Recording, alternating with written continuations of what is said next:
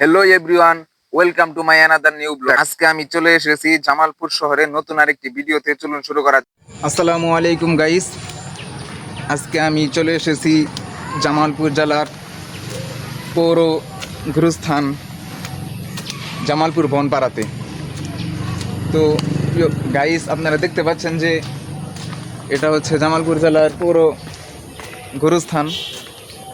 এখানে এই অ্যাক্সিডেন্টে বা এমনিও মারা গেলে গরিব দুঃখী যারা আছে বা যাদের এলাকায় পারিবারিক কবরস্থান নাই, তারা এই জায়গায় আসার পর এই জায়গায় তারা তাদের আত্মীয় স্বজনকে কবর দেয়। তো এটা হচ্ছে অনেক বড় একটা জায়গা, সুবিশাল একটা এরিয়া। আমি আপনাদেরকে সমস্ত কিছু ঘুরে ঘুরে দেখাবো ইনশাল্লাহ। এই জায়গাটা এমন একটা জায়গা যে জায়গায় আসার পর মানুষ তার জীবনের যত অহংকার ছিল সমস্ত কিছু এখানে আসলে ধূলিসাৎ হয়ে যায়। দেখেন কতগুলা মানুষ এই জায়গায় আর কি তাদেরকে কবর দেওয়া হয়েছে। আমি আপনাদেরকে ভিউটা দেখাচ্ছি, দেখেন।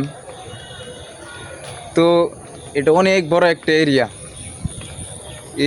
দেখি সম্পূর্ণ ঘুরে শেষ করতে পারি কিনা। আমি এখন শুধু মাঝখান দিয়ে হেঁটে যাচ্ছি।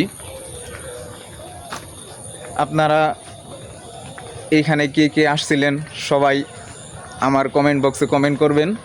সম্মানিত ভিউয়ার্স, আমি এখানে এসেছি, এটা হচ্ছে জামালপুর পৌর কবরস্থান। আমি আগেই বলেছি আপনাদেরকে। তো এখন জায়গাটা শুধু ধুধু করতেছে, এখানে কোনো মানুষ নাই। আমি আপনাদেরকে সমস্ত কিছু ঘুরে ঘুরে দেখাবো ইনশাআল্লাহ। দেখতে পাচ্ছেন চারদিকে কি একটা সুবিশাল অবস্থা। দেখেন আপনারা, এখানে অনেক কিন্তু পানি আছে। এই পাশেই কবর, এই মাত্র বৃষ্টি হলো, তো বৃষ্টির কারণে এখানে কবরের উপর পানি উঠে পড়েছে। তো আমরা যারা দুনিয়াতে অহংকার করি, তাকাব্বরি করি, সবাইকে কিন্তু মরার পরে এরকম জায়গাতেই শায়িত করবে। দেখতে পাচ্ছি, যেদিকে তাকাচ্ছি শুধু প্রত্যেকটা কবরের আশেপাশে পানি দেখা যাচ্ছে। তাই আমাদেরকে দুনিয়াতে থাকতেই, আমাদের দুনিয়ার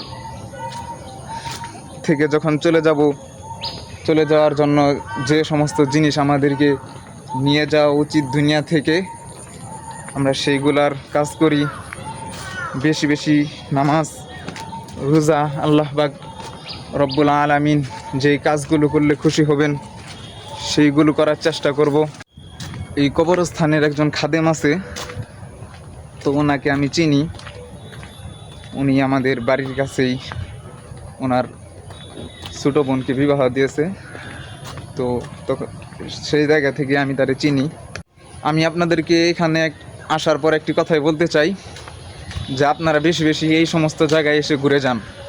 কারণ এই সমস্ত জায়গায় আসলে আমরা বুঝতে পারবো যে আমাদের চিরস্থায়ী ঠিকানা কোন জায়গায় হবে। তাহলে আমাদের দিল থেকে অহংকার, তাকাব্বরি সমস্ত কিছু চলে যাবে। এই কবরস্থানে এখন একজন মাদ্রাসার ছাত্র ভাই আসছে, তাকে আমি প্রশ্ন করব এখন যে উনি এখানে কেন আসছে। আসসালামু আলাইকুম। ওয়ালাইকুম আসসালাম রহমতুল্লাহ। ভাই, এই কবরস্থানে কোনো মানুষ নাই, আপনি এখানে? আমি আমার গুরুস্থানে ঢুকেছি উদ্দেশ্যে, আমার নানার কবরস্থান আছে এখানে, আরও আমার আত্মীয় স্বজন কবরস্থান আছে। আমি প্রায় সবসময় এখানে আসি, আসার উপরে এই সময় একটু সুযোগ পাওয়া যায়, সেই জন্য আসি আমার নানার কবরস্থান দেখতে, জিয়ারত করতে আসি। আমি যে উদ্দেশ্যে গুরুস্থানে ঢুকেছি, আমার নানার কবরস্থান জিয়ারত করব, যে উদ্দেশ্য জিয়ারত করে আল্লাহ তাআলা আমার নানার কবরকে জান্নাতবাসী করুক। আর এই গুরুস্থানে যত কবরস্থান রয়েছেন সমস্ত কবরস্থান আল্লাহদেরকে আল্লাহ জান্নাতের মেহমান হিসেবে কবুল করুক এবং তাদের কবরের ভিতরে জান্নাতের হাওয়া চালু করে দিক। এটাই আমাদের মনের নেক উদ্দেশ্য।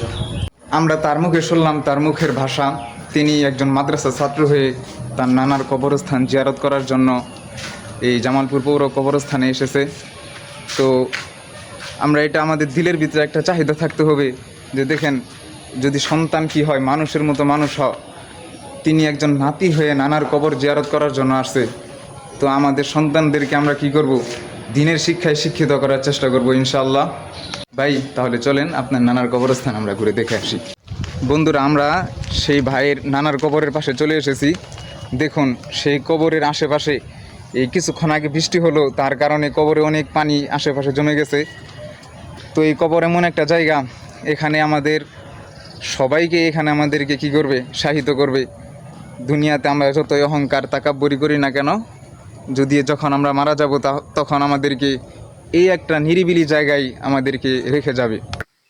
ভাইটির সাথে কথা বলে যখন যাচ্ছিলাম, একজন মুরব্বীর সাথে দেখা হলো। তাকে আমি বললাম যে আপনি এখানে কেন আসছেন। তিনি বলল যে আমার স্ত্রী গত 4 বছর আগে দুনিয়া থেকে চলে গেছে, তার জন্য তার কবর জিয়ারত করতে আসছে। সেই লোকের সাথে কিছুক্ষণ কথা বলার পর তারা চলে গেল। আসসালামু আলাইকুম ভাই, এখানে কি করতেছেন এই কবরস্থানে? খবর পুরি ওইখানে কি আছে, কেউ মারা গেছে নাকি? আজকে একজন মারা গেছে, বাচ্চালি আর মাটি হবো মাগরিবের পর। মাগরিবের পরে মাটি হবে, ঠিক আছে ভাই। দেখেন এইখানে আজকে মাগরিবের পরে একজন মানুষ মারা গেছে, কবর ভর্তি পানি। এখানে তাকে আজকে দাফন করবে।